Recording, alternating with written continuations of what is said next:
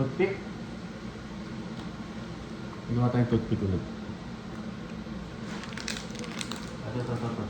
Ito yung mga kanto.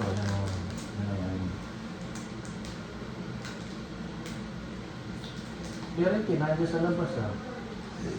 Purity, Kati Jonah. Umuwi na sila. Ako na yung pinapasok para ma-video kita.